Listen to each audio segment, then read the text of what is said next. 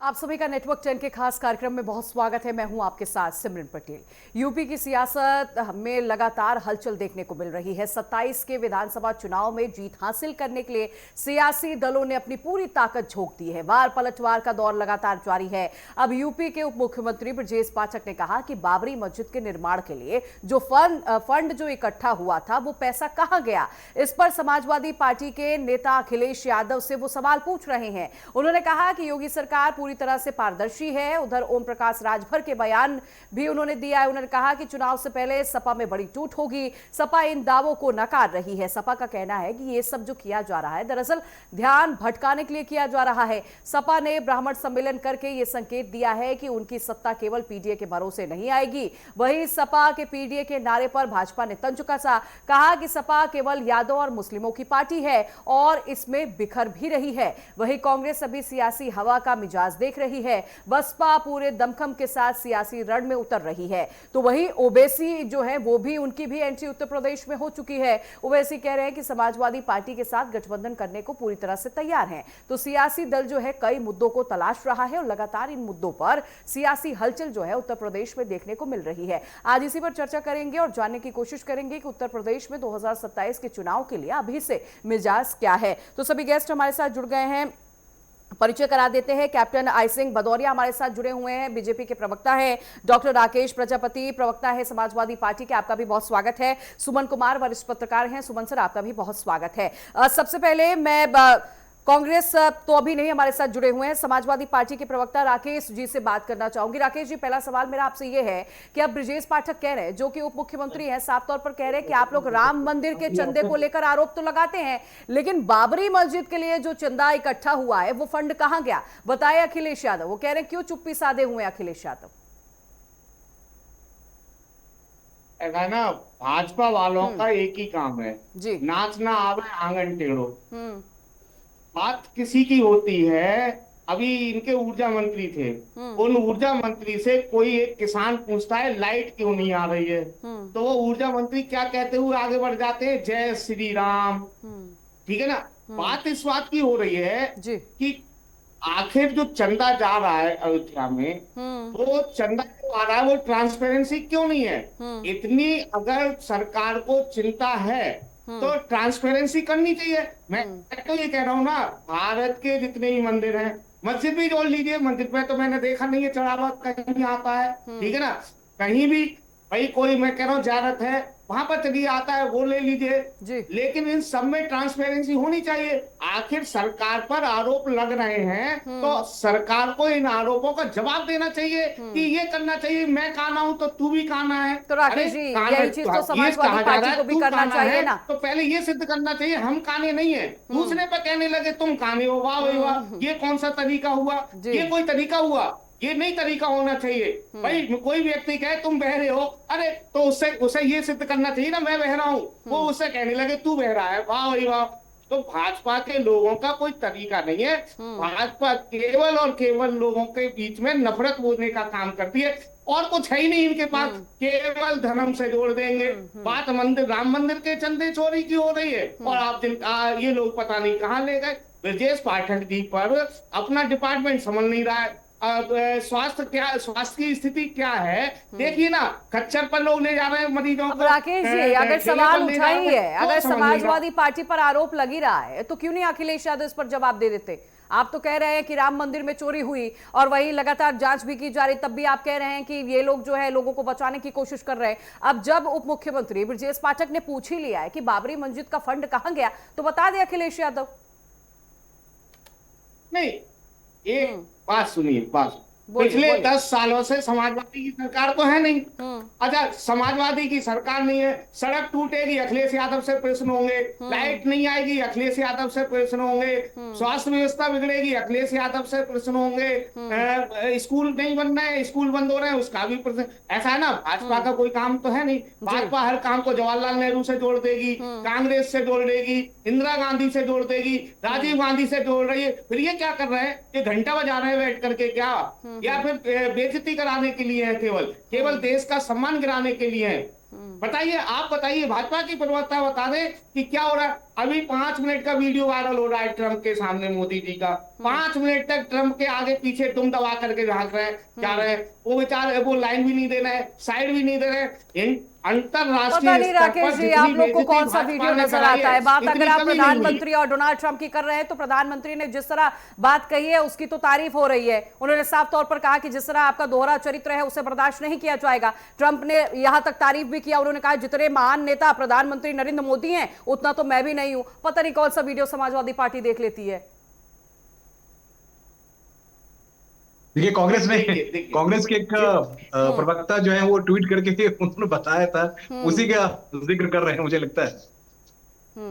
बताइए सुमन सर, आप ही इसका जवाब दीजिए। वो पता नहीं कौन सा वीडियो देखे, उनसे मैं पूछ रही हूँ। बाबरी मस्जिद के फंड को लेकर आप पर आरोप लग रहा है तो पहुंच रहे हैं ट्रंप और प्रधानमंत्री नरेंद्र मोदी की मुलाकात पर कटाक्ष कस रहे हैं। देखिए, विपक्ष के पास जो मुद्दा है उस मुद्दों में से जो इन्होंने उठाया, बहुत सही मुद्दा उठाया। देखिए, कांग्रेस की जो प्रवक्ता हैं उन्होंने ट्वीट किया था जी। और उस वीडियो को लेकर ही सभी विपक्षी दलों ने सरकार को, यानी खासकर सीधे सीधे प्रधानमंत्री को, सिमरन जी, घेरने की कोशिश की है। लेकिन जब पूरी बातें निकल के आती है तो अब जानता है कि हम लोग पत्रकार हैं, हम लोग बड़े वीडियो से लेके, शॉर्ट्स वीडियो से लेके, यूं कहिए कि कुछ इशारे तक को भी बहुत बारीकी से समझ जाते हैं। तो ये ठीक है, विपक्षी नेता हैं, इनकी अपनी मजबूरी है और अपनी जरूरत भी है, इसको बिल्कुल दरकिनार नहीं करना सुमन चाहिए। सर, मैं लौटूंगी आपके पास। कैप्टन आर सिंह भदौरिया का रुख कर लेती हूँ, बीजेपी के प्रवक्ता हैं। कैप्टन सर, सवाल मेरा आपसे ये है कि जिस तरह आप ओम प्रकाश राजभर कह रहे हैं कि कई सांसद टूटेंगे, कई विधायक टूटेंगे समाजवादी पार्टी के, क्या आप लोगों के पास कुछ खबर है क्या, कितने लोग आने वाले हैं? अब अखिलेश यादव कह रहे हैं कि ध्यान भटकाने के लिए जो है आप लोग ये सारे काम कर रहे हैं, ऐसा कुछ भी नहीं होने वाला। क्या सोर्स है सर? देखिए, राजभर एक नेता है और सुलझे हुए नेता है। और सबसे बड़ी बात यह है कि राजभर समाजवादी पार्टी के अंदर रहे हैं, तो समाजवादी की एक एक कमजोरी से वो वाकिफ है कि समाजवादी कैसी चल सकती, क्या कर सकती है। और समाजवादी के ज्यादा से नेता उनसे जुड़े हुए हैं। तो अगर राजभर जो कह रहे हैं तो उन्हें कुछ जानकारी होगी तभी कह रहे हैं, ऐसे तो वो कहेंगे नहीं, क्योंकि वो समाजवादी में रहे। तो समाजवादी का आज भी उनके साथ, नेताओं के साथ संबंध तो है ही, बातचीत तो है ही। तो वही समाजवादी के नेता इस बात को समझ रहे हैं कि सत्ता उनको मिलने वाली नहीं है। 2014 से केंद्र से बाहर है और 2017 से उत्तर प्रदेश से बाहर है और आगे भी कोई उम्मीद है नहीं, क्योंकि उन्हें मालूम है, अच्छी तरह से समझते हैं कि बाबा जी जब तक उत्तर प्रदेश में हैं, यहाँ किसी का कोई चांस है नहीं। तो वो नेता बेचारे क्या करें समाजवादी? तो अपने आप बचने के लिए कुछ तो ऐसे हैं जो गोमती रिवर्स फंड में फंसे हुए हैं, बहुत बड़ा घोटाला है। एक और इन्होंने बड़ा रूमर फैलाया था, उसको भी मैं आगे बताऊंगा। तो कुछ तो इनके वो नेता हैं जो समाजवादी की गाइडलाइन को लेके चलते हैं, गाइडलाइन बनाते हैं, वो भी गोमती रिवर्स फंड में फंसे हैं। तो वो खुद चाह रहे हैं कि किसी तरह से समाजवादी टूट जाए और हम इस जांच से बच जाएं, जेल जाने से बच जाएं। तो खेल यहाँ पर हो रहा है, ये खुद अपनी पार्टी तोड़ना चाह रहे। तो राजभर जी जो कह रहे हैं वो गलत नहीं कह रहे, उनके पास ये सूचना होगी तभी उन्होंने कहा है। अब रही बात ये चंदे की बात करते हैं, राम मंदिर चंदे की बात। राम मंदिर चंदे में अगर कहीं गलत कुछ हुआ है, हम उसको डिनाइट नहीं कर रहे, बिल्कुल उसकी जांच चल रही है और जल्दी से जल्दी वो सारे पकड़े जाएंगे जितने दोषी। मगर आप भी एक बार बता दो कि आपने जो चंदा किया था मस्जिद के लिए वो कहाँ है, आप उसको ही थोड़ा बता दो। तो उसको नहीं बताएंगे, उसकी बात करोगे तो इधर भागेंगे उधर भागेंगे। अभी मैं इनके एक नेता की डिबेट और सुन रहा था एक चैनल पे, मैं भी बैठा हुआ था। इनका बड़ा प्रवक्ता है, वो कह रहा था कि अब की बार अगर हमारी सत्ता आ गई तो हम राम राज लाएंगे। तो मुझे सुन के बड़ी हंसी आई कि जो शुरू से राम का विरोध करते रहे और वो उनकी अब जो है ना स्थिति ये हो गई, कह रहे हैं कि हम राम राज लाएंगे। तो मैंने कहा पता नहीं इसने अखिलेश से पूछा है कि नहीं पूछा है, कहीं कल पार्टी से ना निकाल दिया जाए। मगर मैं बात में जब मैंने उसका गणित लगाया कि अखिलेश जी समझ चुके हैं कि राम के नाम को झूठ बोल के किसी तरह से हिंदुओं को बरगलाया जाए, मगर हिंदू समझ चुका है कि समाजवादी पार्टी सिर्फ निवाजवादी पार्टी हो सकती है, हिंदुओं की पार्टी नहीं हो सकती। 3 बार मुख्यमंत्री मुलायम सिंह जी रहे, एक बार भी रामलला के दर्शन करने नहीं गए, एक बार अखिलेश रहे, कभी दर्शन नहीं करने गए। ये राम की बात करेंगे, इनके मुंह से राम का नाम निकलना, ये तो मैं समझता हूँ बहुत बड़ी बात हो जाएगी। तो ये लेकिन ठीक है ना कैप्टन जी, ठीक है, देर सवेर जो है राम की याद आई तो इसमें बढ़िया तो है ना। रामराज शायद उनके नजरिए से पूरी तरह से नहीं आया होगा उत्तर प्रदेश में। लौटूंगी मैं आपके पास, सुमन जी का रुख करना चाहूंगी। सुमन जी, अब लगातार हम देख रहे हैं कि ब्राह्मण सम्मेलन अब जो है समाजवादी पार्टी की तरफ से किया जा रहा है। क्या आपको लगता है कि 2027 में समाजवादी पार्टी के लिए भी और बीजेपी के लिए भी ब्राह्मण वोट जो है गेम चेंजर रूप में सामने आएगा? और एक सवाल यह भी है कि आखिर ब्राह्मण जो है समाजवादी पार्टी को वोट क्यों करेगा, कैसे देखते हैं आप इसे? देखिए सिमरन, एक बात तो जरूर है कि पिछले दिनों जो नैरेटिव्स बनाया गया उत्तर प्रदेश में ब्राह्मणों को लेकर, और खासकर जो योगी सरकार की जो पूरी गतिविधियां रही, उसमें एक अलग से माहौल बनाने की कोशिश की गई। और ब्राह्मण एक बहुत बड़ा वोट बैंक है, और वोट बैंक है, साथ में नैरेटिव्स तय करने में ब्राह्मण वोट बहुत बड़े लेवल पे जो है उसका इम्पैक्ट पड़ता है, वो हम आप बहुत अच्छी तरह से जानते हैं। इसलिए यहाँ जो पहले खासकर लोकसभा चुनाव की बात करते हैं, तो लोकसभा चुनाव में जो फायदा खासकर सपा को हुआ, उस फायदे को ध्यान में रखते हुए यहाँ ब्राह्मण वोटर को लुभाने की कवायद है, और होनी भी चाहिए, हर पार्टी कोशिश करती है। लेकिन एक बात आपको माननी पड़ेगी, खासकर जो उत्तर प्रदेश में जो बीजेपी के पास एज है, क्योंकि बीजेपी बहुत दूसरे तरीके की पार्टी है, जो जानती है कि कैसे किस वक्त हर्ट किया जाए और हर्ट करने के बाद फिर से उसे मलहम कहां लगाया जाए, तो बीजेपी जानती है। यूसीसी में आपको याद होगा कि सबसे ज्यादा अपर कास्ट में ब्राह्मण ही अफेक्टेड रहा, और ब्राह्मण इसको लेकर बहुत बड़े लेवल पे। तो यहाँ सपा की कोशिश है, देखिए कोशिश करनी कोई बुरी बात नहीं है, और खासकर लोकसभा में जो इनका एक बड़ा वोट बैंक जो है इनके साथ रहा है, उसे लुभाने की इनकी कोशिश होगी। बहरहाल अभी के जो समीकरण है उसमें हम एक बात जरूर कह सकते हैं कि यहाँ योगी जी को ही एज है। अब इन्हें राम जी की याद आ रही है। दुर्भाग्य बात तो ये है कि कई नेता ऐसे हैं जिनसे हम जब चर्चा करते हैं तो वो साफ साफ कहते हैं कि हमारे नेताजी ने कह दिया था कि आप राम मंदिर में दर्शन करने नहीं जाएंगे। वो सिर्फ इन्हीं की पार्टी के नहीं करता हूं, मैं बात करूंगा अरविंद केजरीवाल जी की। अरविंद केजरीवाल के एक राज्यसभा सदस्य हुआ करते उनके पार्टी का, उन्होंने कहा मैं कहता रह गया सर एक बार दर्शन तो करने दीजिए, और उसके बाद क्या हुआ कि उनकी पार्टी ही टूट गई। राज्यसभा के 6 सांसद जो है वो निकल के चले गए। लेकिन मुझे याद है कि उसके बाद अरविंद केजरीवाल परिवार के साथ गए भी थे दर्शन करने। बस एक जो सिनेरियो है अभी देश के सामने, उस पे फोकस करने की जरूरत है, और सपा को अपने आप को बचाने की जरूरत है, कि खासकर जो तृणमूल कांग्रेस के साथ घटना घटी, उनके सांसद टूट के जा चुके हैं। शिवसेना के साथ जो घटी वो उनके साथ जा रहे हैं। तो इसलिए सपा को बचाए रखना, और वाकई में अभी भदौरिया जी को मैं सुन रहा था कि भाई जो हमारे मौसम वैज्ञानिक हैं, उनको मौसम वैज्ञानिक कहा जाता है, पहले सपा में ही थे, तो मौसम वैज्ञानिक है, उनका जो पूर्वानुमान है वो बिल्कुल सही है कि आने वाले वक्त में हो सकता है सपा के बहुत सारे सांसद जो हैं वो जा सकते हैं बीजेपी के साथ, क्योंकि देश का भी माहौल बहुत अलग तरीके से मूव कर रहा है। ठीक है, मैं इनसे जवाब ले लेती हूँ राकेश जी से। राकेश जी, आप सुन रहे हैं कि सुमन जी भी वरिष्ठ पत्रकार है, वो कह रहे हैं कि अगर ओम प्रकाश राजभर कह रहे हैं, भविष्यवाणी कर रहे हैं, तो कुछ तो सच्चाई होगी ना। और वही अखिलेश यादव ने भी कहा कि ठीक है, जो लालची होंगे, जो डर जाएगा वो चला जाएगा, यानी कुछ तो अंदर खाने चल रहा है ना। क्या जाने वाले क्या सांसद आपके, कैसे रोकिएगा आप लोग? एक तो बीजेपी को हराना है, गठबंधन आप लोगों ने किया, आपका जो गठबंधन है वो लगातार बिखर रहा है, अब आपके ही सांसद चले जाएंगे, तो कैसे चुनौती देंगे योगी और मोदी को आप लोग? सुरभि जी, भाजपा के प्रवक्ता भी कह रहे थे और शायद वरिष्ठ पत्रकार भी कह रहे थे कि राजभर जी बड़े सच्चे इंसान हैं, और उनकी बात में कुछ ना कुछ दम होता है। तो शायद ये दोनों लोग भूल गए, राजभर जी 2022 के चुनाव से पहले योगी जी को मठ में भेज रहे थे, नहीं भेज रहे थे गोरखपुर वाले मठ में, और मोदी जी को गुजरात भेजने का काम कर रहे थे। तब राजभर जी झूठे थे, क्योंकि तब वो मोदी डिटर्जेंट पाउडर में वॉशिंग मशीन में धुले हुए नहीं थे। जैसे ही ऐसा ना, भाजपा ने तो एक मशीन बना रखी है, ठीक है, शुभेंदु अधिकारी जो आज मुख्यमंत्री है। अफसोस की बात यह है वो शुभेंदु अधिकारी जिस पर 5,000 करोड़ रुपए का 5,000 करोड़ रुपए का शारदा घोटाला था, उस व्यक्ति को मुख्यमंत्री बता दिया।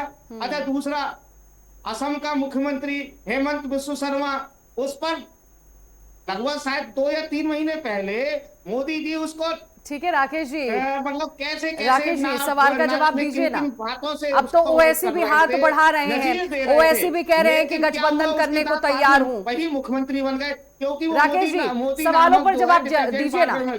राकेश जी मेरा सवाल ये है कि अब तो ओवैसी भी हाथ बढ़ा रहे हैं, वो कह रहे हैं कि मैं भी समर्थन करने को तैयार हूं, तो आपका तो कुनबा बढ़ रहा है ना। गठबंधन आप लोग ने किया, ओवैसी का साथ मिल जाएगा, और वही ओवैसी को आप लोग कहते हैं कि बीजेपी की बी पार्टी है।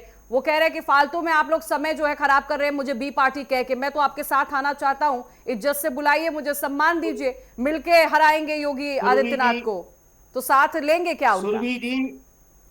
सिमरन नाम है, सिमरन नाम है मेरा, राकेश जी मेरा नाम सिमरन है। सुरभि जी, सिमरन नाम है मेरा। सुरभि जी हमारे नेता बड़े दिल के नेता हैं, उन्होंने हमेशा बड़ा दिल दिखाया है, और इसीलिए ओम प्रकाश राजभर जैसे व्यक्ति को जो 2 केवल विधायक हुआ करते थे, उनको 22 सीटें देने का काम किया। जैन चौधरी जो बिल्कुल खत्म हो चुके थे, समाप्त हो चुके थे, उनके 7 विधायक बनाए और उन्हें जो है राज्यसभा भेजने का काम किया। पल्लवी पटेल को विधायक बनाने का काम किया, और भी छोटे मोटे दल हैं उनको साथ लाने का काम किया। ओवैसी जी अगर आना चाहते हैं तो स्वागत है, बैठ करके राष्ट्रीय अध्यक्ष जी से बात करें। केवल जो है हैदराबाद से थोड़ी के होगा ये गठबंधन, उस गठबंधन के लिए लखनऊ आना पड़ेगा। लखनऊ आए, स्वागत है। अखिलेश यादव बुलाए तो उन्होंने तो ऑफर दे दिया ना। मजबूरी है इनकी, सिमरन मजबूरी है। अगर उत्तर प्रदेश में कुछ वोट बैंक को अगर ये, क्योंकि इसका इम्पैक्ट हमने बिहार में देखा है, ये नहीं कि दिल्ली में हमने देखा है भैया, इसलिए इनको खासकर उनको लाना ही पड़ेगा, इनकी मजबूरी है। और अभी का जो उथल फुथल है वो इनके लिए, खासकर सपा सहित इंडी गठबंधन की हम बात करते हैं, उनकी मजबूरी है, क्योंकि अभी तक उनको बिल्कुल दरकिनार करके बैठे थे, उनके पास सुनने को तैयार नहीं होते थे। लेकिन ये भूल रहे हैं कि जनता के साथ इन्होंने छलावा किया है। उस खासकर अल्पसंख्यक वर्ग की बात करते हैं। ठीक है, आई सिंह भदौरिया जी सवाल मेरा आपसे है, अब तो ओवैसी भी चले जाएंगे अगर समाजवादी पार्टी के साथ, अगर मान लीजिए गठबंधन भविष्य में हो गया तो कहीं ये गेम चेंजर के रूप में तो नहीं हो जाएंगे? वही ओवैसी जिसे लेकर कहा जा रहा था कि बीजेपी की बी टीम है, बीजेपी को जिताने के लिए चुनाव लड़ती है, अब क्या आप लोगों की रणनीति होगी अगर समाजवादी पार्टी, ओवैसी की पार्टी, कांग्रेस सब एक साथ हो जाएंगे तो ये मुकाबला काफी दिलचस्प हो जाएगा सर। देखिए सिमरन जी, जिस वोट के लिए ओवैसी आ रहे हैं, जिस वोट के लिए अखिलेश यादव है, जिस वोट पे कांग्रेस है, ये सभी एक ही वोट है, उसी के ऊपर ये सब है। मगर हम उस वोट के लिए कभी ये चिंता करते ही नहीं है, क्योंकि मैं जानता हूं उसमें जो हमारे साथ जुड़े हैं वो हमारे साथ रहेंगे, और जो हमारे साथ कभी रहे ही नहीं वो हमें कभी देते ही नहीं, तो इसलिए हमें उस वोट की चिंता ही नहीं है। ओवैसी किसके साथ जाए किसके न जाए हमें उससे कोई फर्क नहीं पड़ता, क्योंकि ओवैसी शुरू विपक्ष में, बिहार में वो लड़े, वो कहाँ नहीं लड़े, हर जगह बंगाल में लड़े, मगर सरकार हमने क्या बनाई नहीं। बंगाल में भी अभी लड़ने गए थे, वहां भी हमने देखो एक बहुत बड़े बहुमत के साथ सरकार बनाई, बंगाल और बिहार में लड़े, बंगाल में, दोनों जगह हमारी सरकार बनी। तो उत्तर प्रदेश में भी उनके लड़ने न लड़ने से, और वो किसके साथ गठबंधन करते हैं उसमें भी कोई फर्क नहीं है। तो जो वोट इन लोगों का, जो कोर वोट जिसको मानते हैं, अब वो भी वोट इनके हाथ नहीं आ रहा। कल मैंने इन्हीं के नेताओं के, इनके सांसदों की, कोई छोटे पूरे कार्यकर्ता नहीं, इनके सांसद कह रहे हैं, एक सबसे बड़ी वो सांसद है महिला सांसद रुचि पीरा, उन्होंने कल क्लियर कहा एक इंटरव्यू में कि समाजवादी पार्टी अगर खाली मुसलमानों के ऊपर सत्ता हासिल करना चाहती है तो भूल जाए, कभी सत्ता नहीं मिलेगी। इसी तरह से एक सांसद इनके और है, उन्होंने भी ये शब्द कहे। तो अखिलेश जी इस टाइम बहुत ज्यादा घबराहट में है, उन्हें मालूम है कि अब की बार उन्हें तो हिंदू वोट तो जो मिलना है वो बहुत कम मिलेगा। अब उन्हें मुसलमान जो वोट पूरा मिलता था वो भी अब की बार में हाथ में नहीं जा रहा है। यादव इनका 50% से, यानी आई सिंह भदौरिया जी आप ये कह रहे हैं कि पहले यादव पे भरोसा था, फिर मुस्लिमों पर भरोसा रहा, अब दोनों पर समाजवादी पार्टी को भरोसा नहीं है तो अखिलेश यादव ब्राह्मण को साध रहे हैं, ये कह रहे हैं क्या? निश्चित तौर पे सिमरन यादव भी 50% से ज्यादा अखिलेश का साथ छोड़ चुका है, कि वो जानता है कि अखिलेश की वजह से वो भी नवाजवादी बजने लगे हैं। तो वो कृष्ण वंशी है, वो अपने आप को कैसे नवाजवादी कहलाएंगे? तो इसलिए हर एक बुद्धिजीवी यादव एक जो कृष्ण भगवान को मानने वाला यादव ये कहता है कि इन्होंने कभी मथुरा में कृष्ण जन्मभूमि की बात ही नहीं करी है, ये किस बात के कृष्णवंशी हैं। तो इसलिए यादव भी इससे कट चुका है, मुसलमान भी ज्यादा से ज्यादा कट अब की बार में कट जाएगा, क्योंकि जो हमने मुसलमानों को जो सहूलियत दी है वो ये कभी दे नहीं पाए। तो इस बात को मुसलमान भूल नहीं रहा है, उसे मालूम है कि भाजपा सरकार में उन्हें गरीबी रेखा के मकान मिले, उन्हें महिला पेंशन मिल रही, उन्हें वृद्धा पेंशन मिल रही है, हर तरह की सुविधा उन्हें मिल रही, मगर इन्होंने क्या दिया 4 बार। ठीक है राकेश जी, सुन रहे हैं ना, आई सिंह भदौरिया जी कह रहे हैं कि जो सम्मान, जो प्यार, जो योजनाओं का लाभ हमने मुसलमानों को दिया वो समाजवादी पार्टी कभी दे ही नहीं पाई। वो कह रहे हैं कि यादव के हितैषी तो आप लोग हैं ही नहीं, पहले आप लोग यादव को साधते थे, मुसलमानों को साधते थे, अब आप जान चुके हैं कि यादव आपसे छूट रहा है, मुस्लिम आपको वोट नहीं देगा, तो अब ब्राह्मण पर फोकस है आप लोगों का। देखिए, समाजवादी पार्टी हमेशा ब्राह्मणों को सम्मान देती चली आई है, चाहे जनेश्वर मिश्रा हो, चाहे माता प्रसाद पांडे हो, पवन पांडे हो, सनातन पांडे हो, मनोज पांडे हो, और अभिषेक वाजपेयी हो, बहुत सारी एक लंबी लिस्ट है, बहुत लंबी लिस्ट है। उस लिस्ट को पढ़ते पढ़ते शायद ये जो भाजपा के प्रवक्ता है ना, इनकी कमी पड़ जाएगी। ये पढ़ के देखें कितनी लंबी लिस्ट है। इसीलिए क्योंकि बात ये ना, पीडीए मजबूत हो रहा है, ये घबरा गए हैं उस पीडीए से, और पीडीए की तोड़ तो ढूंढ नहीं पा रहे हैं, इनके पास पीडीए की कोई तोड़ नहीं है, पीडीए की कोई तोड़ नहीं है, ये पीडीए की तोड़ को समझ नहीं पा रहे हैं, इसीलिए ये अनर्गल आरोप लगाए पड़े। अरे यही पीडीए था, इसी पीडीए के कारण 2024 के अंदर आप लोगों को 2 दर्जे की पार्टी बना करके हमने उत्तर प्रदेश के अंदर छोड़ा था।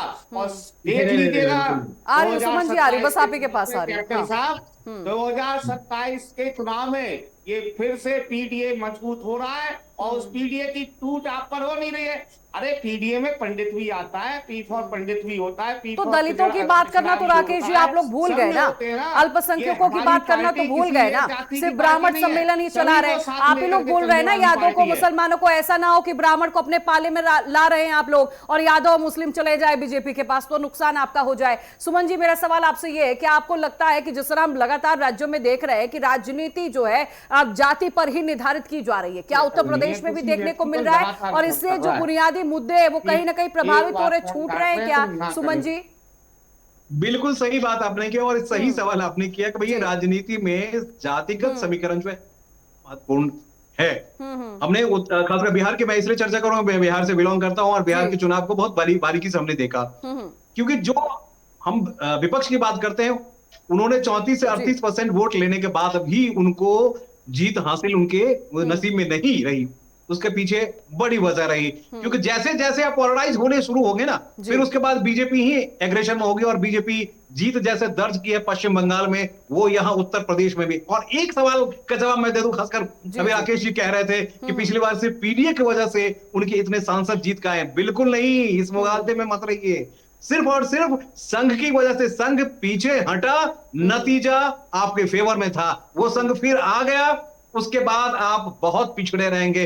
अभी आपको बहुत ग्राउंड पे रियलिटी के साथ जूझना पड़ेगा। कांग्रेस अगर आपके साथ सही तरीके से है, क्योंकि कांग्रेस का साथ आप सही तरीके से बात तो कर रहे हैं, लेकिन अचानक देखिएगा राहुल गांधी गायब हो जाते हैं जब चुनाव प्रचार के लिए, प्रियंका गांधी जाती है, फिर वो कहीं मुड़ के चली जाती हैं। कांग्रेस के प्रवक्ता नहीं है तो क्यों ही कांग्रेस का जिक्र करें, समय की कमी है। मैं लौटूंगी आपके पास, आई सिंह भदौरिया से लास्ट कमेंट में चाहूंगी। सर, जिस तरह विपक्ष आप लोग को घेरता है, महंगाई, बेरोजगारी और महिलाओं की सुरक्षा को लेकर, इससे लेकर क्या कोई तैयारी की जा रही है? किस तरह विपक्ष को आप लोग जवाब देंगे? कहीं ऐसा ना हो कि विपक्ष इस बार, जो कि अभी तक कई राज्यों में विपक्ष जो है अपना प्रभाव नहीं छोड़ पाया, ना महंगाई ना बेरोजगारी, जनता विश्वास ही नहीं करती, कहीं इस बार ना हो जनता यकीन कर ले? क्योंकि अखिलेश यादव साफ तौर पर कह रहे हैं कि 2017 से पहले मुख्यमंत्री योगी आदित्यनाथ को कोई जानता ही नहीं था। सिमरन, 2017 से पहले क्या योगी आदित्यनाथ को तो उस टाइम भी लोग जानते थे, जब ये जो है ना हिंदुओं पे सरेआम उत्तर प्रदेश में अत्याचार कर सकते हैं। अभी इन्होंने एक बात कही सिमरन की, ब्राह्मणों का हम सम्मान शुरू से करते आए हैं, तभी तो इनके सबसे बड़े प्रवक्ता भाटी ने किस तरह, राजकुमार भाटी ने ब्राह्मणों को वेश्या बता दिया, और ये कह रहे हैं हम सम्मान करते हैं। अब सोचिए, एक तरफ तो आप ब्राह्मणों को आप वेश्या की उपाधि दे रहे, और मैं चलो मान लेता हूँ ब्राह्मणों को आप सम्मान दे रहे, जोड़ रहे, अखिलेश यादव घोषणा करेंगे कि सत्ता उनकी आई तो ब्राह्मण मुख्यमंत्री बनाएंगे, क्या करेंगे घोषणा अखिलेश यादव? कभी नहीं कर सकते कि उस टाइम उन्हें सिर्फ अपना परिवार नजर आएगा, परिवार से बाहर कोई नहीं बना सकते। तो इसलिए ब्राह्मण भी समझता है उनके कौन ब्राह्मण में से कौन इनके साथ जा सकते हैं। वो एक कहावत है कि हमें और नहीं तुम्हें ठोर नहीं, वो लोग जा सकते हैं। बाकी एक समझदार ब्राह्मण,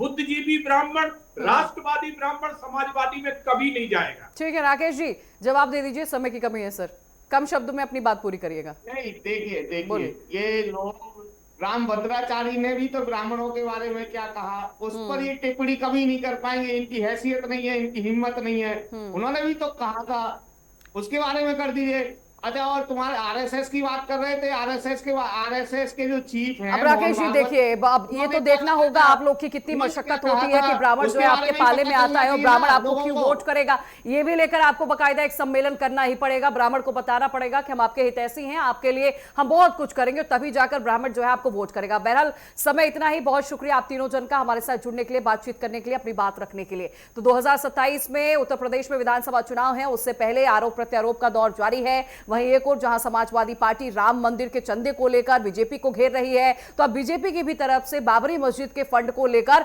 अखिलेश यादव को घेरा जा रहा है। अब देखना होगा कि आने वाले दिनों में अखिलेश यादव इस पर क्या कुछ जवाब देंगे। यहां रुकेंगे एक छोटे से ब्रेक के लिए।